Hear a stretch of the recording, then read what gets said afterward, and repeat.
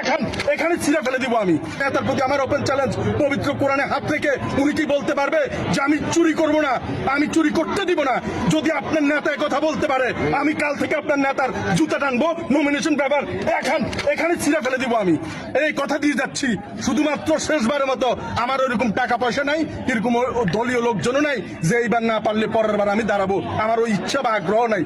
ওসমান হাদি দাঁড়ায় রয়েছে, ওই ওর বিচার আর হবে না। ওর বিচার ওই আলমারিতে শিকল তুলে রাখেন। বাংলাদেশে যে সমস্ত মানুষ মারা গিয়েছে, ওই সালমান শাহ থেকে শুরু করে, সাগর রুনি থেকে শুরু করে, আবদার বাহার থেকে শুরু করে, ওসমান হাদি থেকে শুরু করে, একটা বিচারও আপনারা পাবেন না। সংসদ ভবনে ঠিকই তারা যাবে, দেখি বুকে হাত দিয়ে বলুক, আল্লাহকে কসম করে বলুক, কোরআনে হাত রেখে বলুক, কয়জন এমপি বলতে পারে 300 আসনের মধ্যে আমি দেখবো যে আমি চুরি করবো না, কাউকে চুরি করতে দিব না। এই জেলা প্রশাসকের কার্যালয়, এখানে শুধু বড় বড় মাথা ছাড়া এখানে ঢুকতে পারে না। ইনশাল্লাহ যদি নির্বাচিত হই, বাংলাদেশের যত রিক্সাওয়ালা, ঠেলা গাড়িওয়ালা, ভ্যান গাড়িওয়ালা, না বলা কথাই মানুষ সরাসরি এখানে এসে কথা বলবে। যদি মানুষের কথা রাখতে পারি, মানুষের ভোটের অধিকার, মানুষের নিঃস্ব না বলা কথা, প্রবাসী ভাইদের যে সমস্ত অব্যক্ত কথা, সেগুলো যদি তুলে ধরতে না পারি, তাহলে এই সংসদ থেকে ইস্তফা দিয়ে পদত্যাগ করে আমি চলে যাবো ইনশাল্লাহ।